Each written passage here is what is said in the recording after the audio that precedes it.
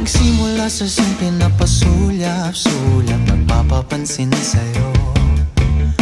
Umabot sa palitan ng mga mensahe, kilig na kilig ako.